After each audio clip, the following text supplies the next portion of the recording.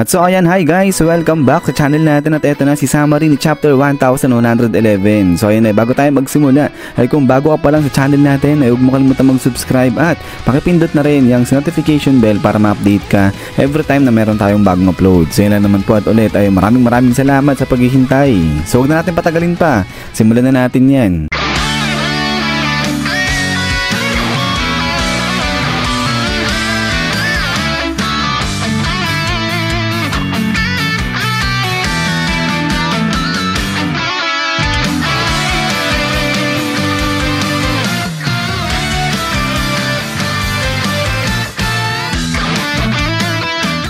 At so dito nga yan magsisimula kay Saint Mars. So dito ay confirmed na nga na etong si Mars, siya pa nga rin yung sumisira sa barrier neto ng Labo Face. At eto ngayon, pumapasok na siya sa loob ng Labo Face. At after nga nito ay may kita na etong si Roblucci, nakatayo pa nga rin siya. Pero hindi na talaga siya nakakagalaw dyan. So tapos na talaga malinaw yung laban ni Zoro sa nga neto ni Roblucci. Ang nangyayari na lang dito, nagre-refuse na bumagsak etong si Roblucci. Kaya ayan, talagang nakatayo lang siya. Pero etong si Jinbei, ang ginawa niya nga dyan, inatake etong si Roblucci gamit yung kanyang atake nga na kung tawagin ay 5,000 brick shot para i-blow away etong si Roblucci dyan. So kaya nga dahil dito tilapon etong si Roblucci at dito na ngayon kinuha o binitbit na ni Jinbei etong si Zoro para puntahan nga nila yung iba pa nilang mga kasamahan. At so pagkatapos niyan ay dito na nga nagkita etong si Roblucci at saka nga etong si Saint Mars. So di ba nga tumilapon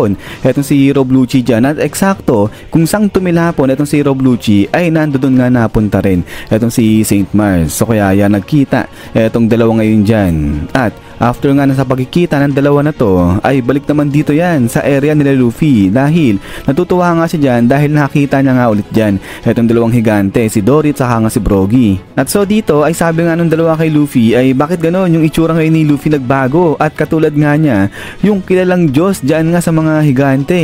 So dito itong si Luffy ay ganun pa nga rin din niya maintindihan kung ano yung sinasabi ng dalawa patungkol dun sa Diyos nga nila. Pero dito pala itong si Sanji sinabihan niya etong sila Dory na dalhin si Luffy doon sa may likuran ng isla. So doon yung tagpuan nila. So kaya etong si Dory at saka si Brogy since na nakita na nga nila etong si Luffy, nag-blow sila ng horn para signal naman sa lahat ng mga giants dyan sa may Egghead Island na mag-retreat na sila. Habang dito naman sa kabilang banda, etong grupo naman ng Straw Hat Pirates natin ay may kita nga na lahat sila tumatakbo na papunta doon na sa may Giants Pirates o sa may barko nga nung higante. So kasi doon sila sasakay para nga makalis na dito sa isla ng Egghead Island. At then ay pagkatapos nga nito ay balik na ulit dito yan sa side nila War Curie. Dahil etong si War Curie ay umatake nga siya gamit etong kanyang Conqueror's Haki. So yung term na ginamit dito ay nag-roar ng napakalakas na Conqueror's Haki etong si War Curie kaya na blown away dyan etong si Luffy. At dahil nga sa sobrang lakas ng Conqueror's Haki neto ni War Curie kaya umabot din yan pati hanggang doon nga sa battleships ng mga Marines. But then ay pagkatapos niyan yung dalawang sungay nga dito ni War Curie ay ginawa niyang blade at inatake na ngayon dyan bigla etong si Luffy. Pero bigla ngang sulpot dyan etong dalawa si Dory at saka nga si Brogy at blinak nila itong atake ni War Curie gamit itong shield na to na kung tawagin ay Sun Shield o kilala rin bilang Isvalin. So hindi ko alam kung tama itong pronunciation ko dyan, so pasensya na guys. Pero itong shield na to ay ano naman yan, isang legendary shield sa may Nordic mythology naman. Pero after nga yan ay dito naman sa kabilang banda ay etong si Saturn ay biglang atake nga siya dito at ang ginawa niya nandura naman siya na kung tawagin na Venom Explosion Balls. Pero bigla ngang labas ngayon dyan etong si Luffy at nag-conjure ngayon siya dyan ng bat at binaseball bat na ngayon pabalik ito nga mga bola dyan o venom balls dyan ni Saturn. So kaya naman pagkatapos nga niyan is BAM! So dito sabog ngayon itong sila Saturn dyan at dahil nga sa lakas ng pagsabog na to ay kinain nga niyan itong si Saturn, itong si Topman at saka itong si Saint Jupiter dyan. At so habang nialamon nga dito ng malakas na pagsabog itong tatlong elders natin ay sabay biglang takbo naman dyan itong sila Luffy. So aalis na sila dyan sa may area habang nagre-recover pa nga dyan itong tatlong elders. Pero yun nga yung bad thing dito, dahil ganun pa rin, hindi pa rin tinatablan dyan itong mga 5 elders natin o itong tatlong elders natin sa kabila nung malakas na pagsabog dyan. But then ay pagkatapos nga dito ay balik ulit dito yan sa side na ni St. Mars dahil nakapasok na nga siya dyan sa may labo face at napuntahan niya na nga kung nasaan etong si York ngayon. So nagkita pa etong dalawa at ngayon tinatanong na ni St. Mars etong si York kung saan nang gagaling yung sa broadcasting nga niya ni Dr. Vegapunk. So dito ay nasa loob na kasi ng laboratory etong si St. Mars dyan, kaya napuntahan niya yung kwarto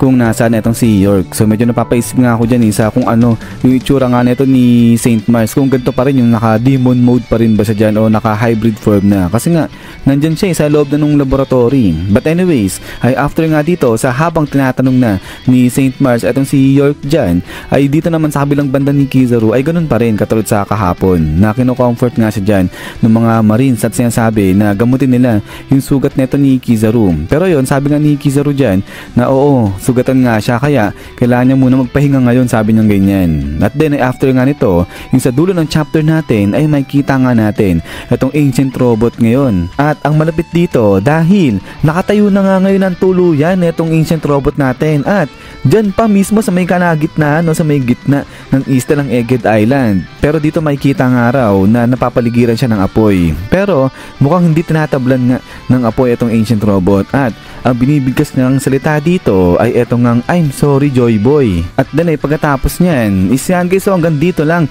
etong si summary ni chapter 1111 natin. So ayan, so far ay eto nga yung mga kaaganapan na mangyayari dyan kay chapter 1111. So abang-abang lang para sa full chapter nito at pag lumabas na yan ay ipepresent ko na lang kagad sa inyo yan guys. So yun lang naman at ulit ay maraming salamat sa panonood dito kay One Piece natin. So lagi mag-ingat, God bless niyo lahat at kita-kits tayo ulit.